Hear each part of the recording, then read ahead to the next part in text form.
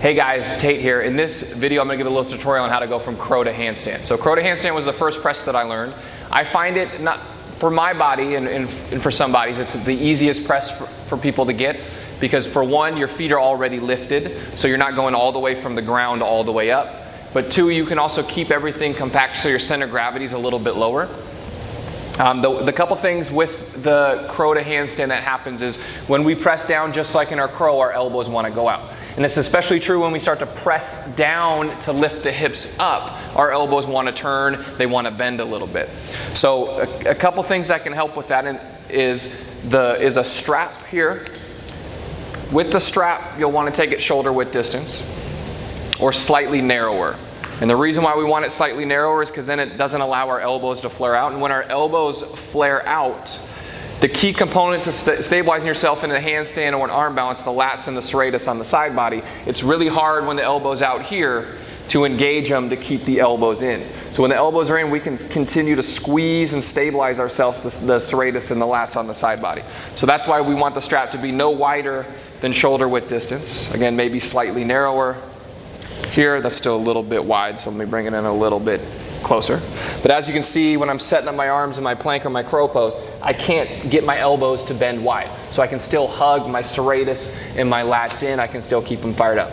Now the one thing I don't like about the strap, and don't get me wrong, I do think the strap is a useful tool, I used it to learn how to crow press, is that I don't want to say it makes you lazy, but what it does is it makes you rely on the strap to keep the elbows in, rather than using the serratus and the lats to squeeze and keep the elbows in. So what I've been recommending to my students is using a heavy duty or an extra heavy duty resistance band. And the reason for this is that one, it keeps the elbows in, but it still has some give to it. So what that does is the elbows still can flare out. And so you have to use the lats and the serratus to keep the elbows in so you can find the stack of elbows, shoulders, wrists.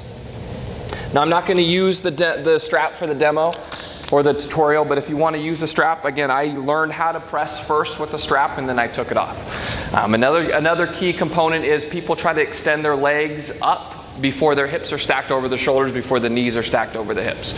So what I recommend first is just keeping the heels into the butt, getting the hips over the shoulders, getting the knees over the hips, and then extending the legs up, and I'll show that here. So when we set it up, it's just like crow. Wrist creases parallel to the top of the mat. Elbow creases hug in. Squeeze the lats and the serratus to keep the elbows squeezing in. Knees high and wide up on the triceps. Get them into the armpits as much as possible. Belly pulls in, heels into the butt. I'm going to press into my hands. I'm going to draw my belly in. I'm going to lift my knees off. Get my hips up. See, I keep my heels into my butt. Stack my knees. And then I engage my quads to straighten my legs out. And then to come back down. Knees into chest, chest forward, just like coming from down dog to crow. Set the knees down gently, set the feet down. So again, it's really light actually once you find the stack of hips over the shoulders, but it's the key things that people lose first is they lose the elbows, they lose the lats and the serratus. You keep those hugged in, you get the hips up, then it's pretty easy to press yourself up with stacked joints. Now, when I'm talking about people pressing up too early, which gets them caught up, it's extending the legs before the hips are up, so it's kind of more like you're pressing from crow to a pike press and up. So for example, I'll show what not to do.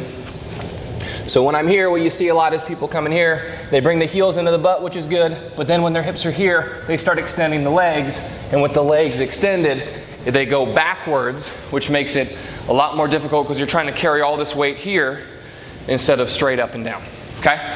So give it a go, use the strap, get a resistance band if you don't have the resistance band. Keep working at it. Again, think stacking joints, hips over shoulders before you try to extend the legs. Let me know what you think. Namaste.